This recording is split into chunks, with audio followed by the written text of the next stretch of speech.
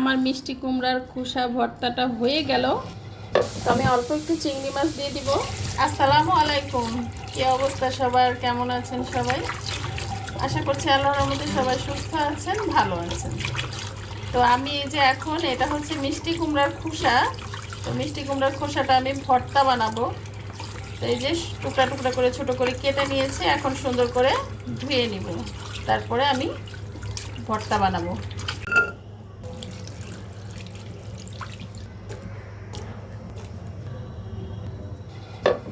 ঢাকনা দিয়ে ঢেকে দিলাম, সেদ্ধ হোক, তারপর আসছি।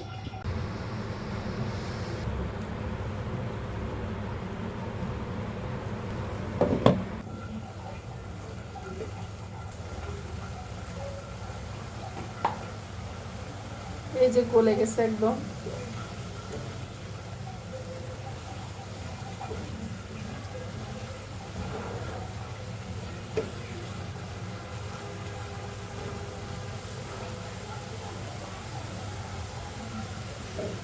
তো আমি অল্প একটু চিংড়ি মাছ দিয়ে দিব, তেল।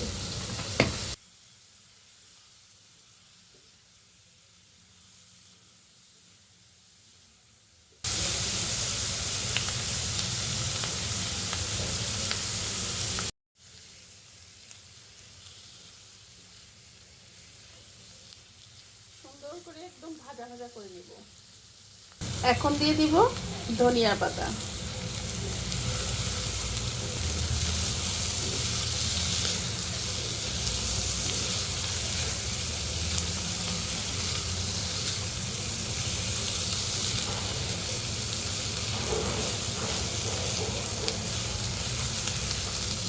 তো আমার কিন্তু সুন্দর মতো ভাজা হয়ে গিয়েছে। এখন আমি এটা পাটায় বেটে নিলেও হয় বা ব্লেন্ডার করে নিলেও হবে, পিষনিতে করলেও হয়। তো আমি একটু আলিশি, তো এই জন্য